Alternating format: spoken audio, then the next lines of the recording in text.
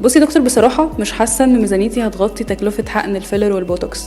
مفيش حل يعالج التجاعيد دي كلها بس اوفر شوية؟ طيب احنا بنقول دايما انا ما عنديش اي مشكلة، احنا بنشوف البشرة، بنقيم حالتها، احتياجاتها ايه، وبعد كده بنتدخل بناء على حاجات من ضمنها البادجت. فانا لو ما عنديش بادجت او ميزانيه عاليه ان انا مثلا وشي محتاج اوريدي ان انا احقن حاجات مكلفه بس ما عنديش الميزانيه دي، خلاص اسيب نفسي؟ لا طبعا، احنا عندنا حلول تانية كتير.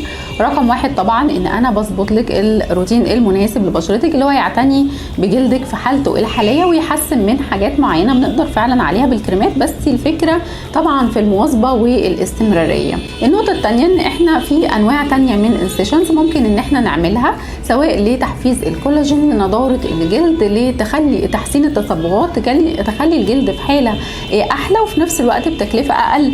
يمكن من اشهرها واحسنها وحلوة قوي في النتائج بتاعتها جلسات البلازما، جلسات المايكرو نيدلينج، برضو الفراكشنال ليزر. الحاجات دي ممكن نعملها من وقت للتاني، بنختار معاها التدخل او انواع معينة من الميزوثيرابي اللي هي هتبقى مناسبة لحالة البشرة اللي قدامي، اللي هي فعلا توصلني لأحسن نتيجة وبأقل تكلفة.